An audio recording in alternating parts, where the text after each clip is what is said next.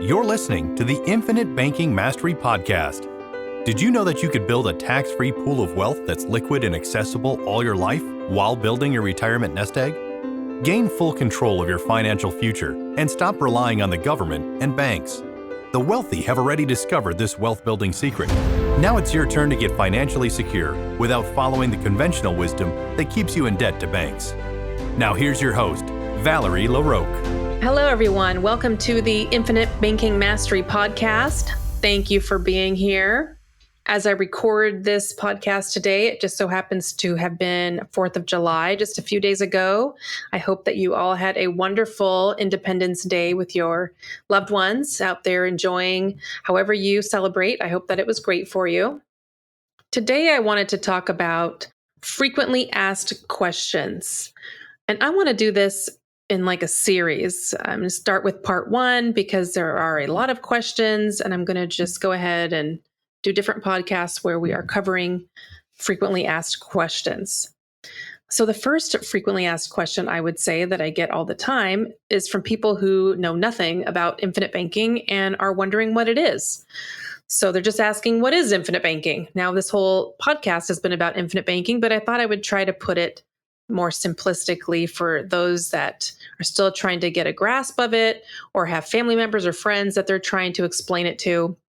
Infinite banking is a financial strategy that involves creating a personal banking system out of dividend-paying whole life policies issued by a mutual life insurance company.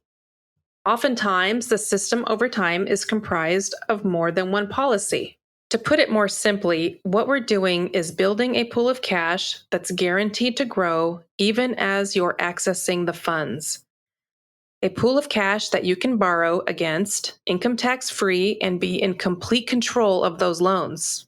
What we're doing, it is really just the action of funding a whole life policy higher than the cost of the premium, the cost of the life insurance, the cost of the death benefit. Because if you're paying less into the policy, if the cost of the insurance is lower than what you're putting into it, then the difference of that money can grow more in favor for you, can grow into a pool of cash that's going to grow more efficiently for you to use instead of having cost and fees dragging out of it. So now, of course, this policy structure is unique and not everyone is skilled at building it in the best way for your future funding needs, for your plans for your life, for things you want to budget in or things you want to be able to finance out of this policy. But really what it is, you're just funding into a whole life insurance policy over and above the cost of the contract. It's building a tax efficient cash value for you that you have access to. You can borrow against it. And when you do so, your cash continues to grow as though you never touched it. So your cash value will continue to grow with guaranteed interest and dividends if it's a dividend-paying whole life policy from a mutual company. Your policy will continue to earn even though you're borrowing that exact value of funds that you have in your account, even though you're borrowing that value, borrowing against your collateral that is the cash value in the policy.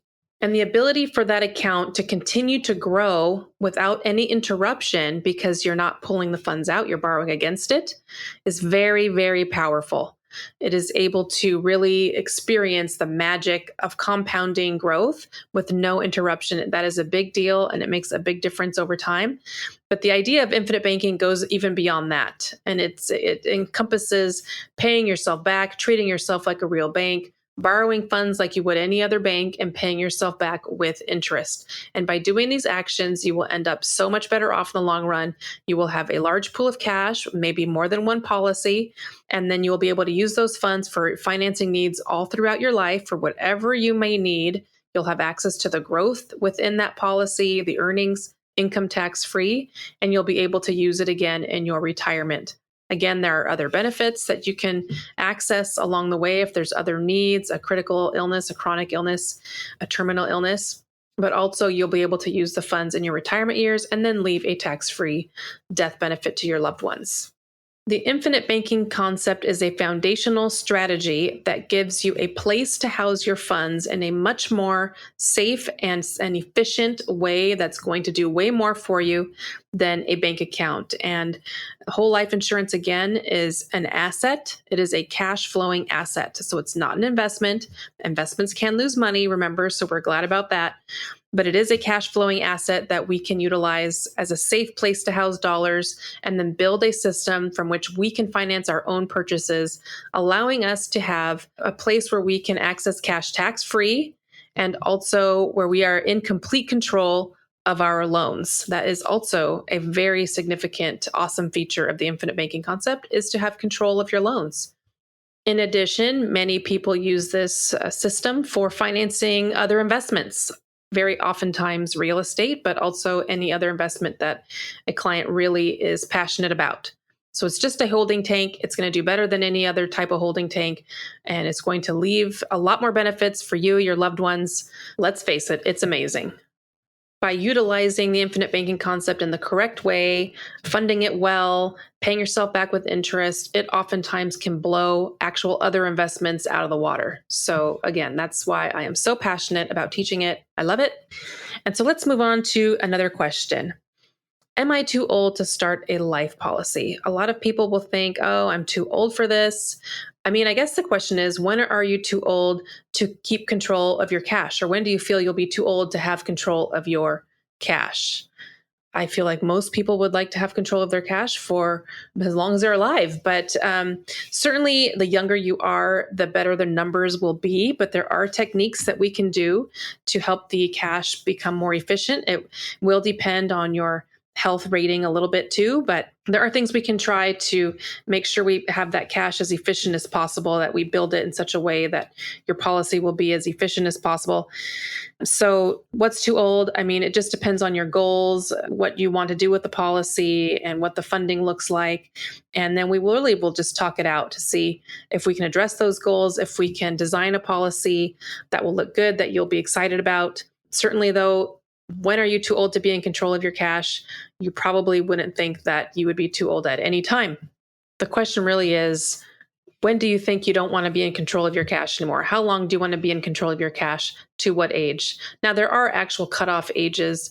Most companies age 80, maybe some to age 85. I used to have companies that easily went to 85. It's harder for me to find now. So there is a cutoff age for actually implementing this when you are much older. But usually it can work out pretty well for someone of almost any age. I will add that starting as young as possible is definitely a good idea. People often ask too, is it too much for me to start a policy for my child? Is it a good idea? Is it a bad idea? My child is 1 year old or whatever. I started policies for my kids basically when they were born, just after that. And so starting as soon as possible is always a good idea. As soon as you learn of this and you want to learn more, certainly today is the best time to start. So you have that extra time, as much time as possible from the day you learned of this strategy. Your time is your best friend. And children, babies, it's not too young for them. It's a great idea for them. It's awesome for you to have that, put that together for your children. They're going to have that awesome treasure and gift from you. You can be in control of those funds until you want to turn them over. If they have their own policy, you can control all that and then give it over to them when you feel that they are responsible, or they will automatically take over that policy when you pass away. But certainly it's an awesome gift. It will grow tremendously and very well for them. And into their retirement years, it'll just be awesome if they keep it. So you'll want to teach them to make sure that they keep their policy and keep funding it once you do turn it over to them. It only gets more amazing. And the younger that you start, the more amazing that it is, because you have more years on your side. So of course, the policy will grow more with more years on your side, but certainly we can make a policy work to meet our clients' goals, even for those in their older years. So another question, how long is the underwriting process? There is something called accelerated underwriting, which would allow you to skip the nurse visit. Generally, when you're underwriting for life insurance, a nurse will come over and take blood and urine, and they will ask a bunch of health questions. And there's also health questions in the application. So you'll take an application with an agent. They will ask you health questions oftentimes, or have another company give you a call to ask those medical questions. Then a nurse comes over and takes the blood and urine. And so oftentimes it's up to you, because you have to be the one to schedule that nurse visit. And sometimes people take a while to do that. And if they do, sometimes the schedule for the examiner is already booked up for a while. So you want to get open that email or that text if that's how you receive that message, or call them back to schedule as soon as possible, because then it's up to you. You can choose what date you want them to come, but at least you have the option of doing it sooner if you don't want to have to wait in case they're already busy. So usually that will happen, but there is, again, that accelerated underwriting process where you can skip all that. If the death benefit is under a certain amount and you feel you're pretty healthy, again, things are pretty good for you, you can just fill out the health questions together. If any red flags, though, the underwriter would then order that nurse visit. But sometimes if the health is pretty good, we can do that. And then with that accelerated underwriting, there is a soft credit check. It doesn't affect your credit, but there is a soft credit check. That's just part of that underwriting. It's just something they look at because they're not looking at the full health that they normally would and taking your blood. So they're looking at whatever they can. They'll look at your motor vehicle record, your prescription record, a few different things. And with accelerated, you can be approved very quickly in about a week and then have that begin. When you have the nurse visit, depends on when you schedule that. And then sometimes you maybe will have a red flag with an underwriter and they'll request medical records from the doctor that you saw for that particular condition. And so then the doctor takes a while because they're in no hurry whatsoever to send out those records. So sometimes it helps if you give that doctor's office a call and just ask them to rush that and send it along, and especially if they've been ignoring it for a while. Having you call the doctor's office and asking them to process that request with the life insurance company oftentimes does speed it up and helps it to get pushed through. Otherwise, that can take a long time, maybe even a month or something if they're just in no hurry whatsoever. So with accelerated underwriting, it could be as short as a week, and full underwriting could be, I would say, the quickest is about 3 weeks up to maybe 2 months. It just depends on how soon you're getting that nurse visit completed and if they need any medical records from your doctor. So you don't always require a blood test. That's another question. Do I have to have a blood test? With full underwriting, you do, but you don't always. If you have that accelerated underwriting, you can maybe bypass that. And sometimes people will ask, well, I just went to the doctor. I just had my blood drawn. Do I need to do it again? Can't you go to my doctor and get that information? I just did a full workup. And the answer, unfortunately, is no.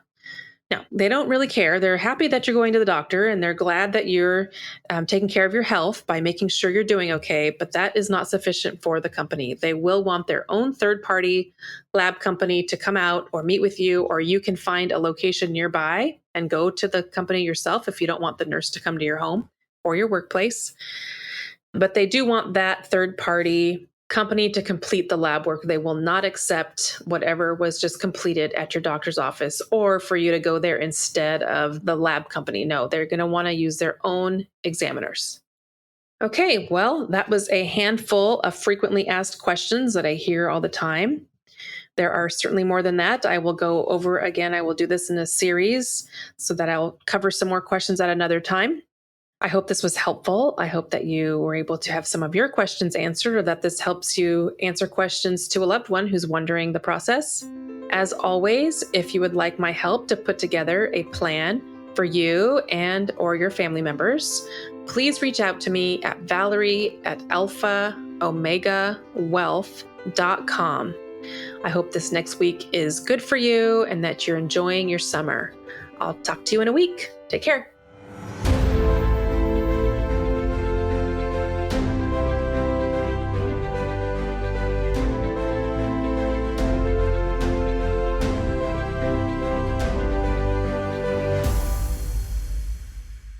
This is the podcastfactory.com.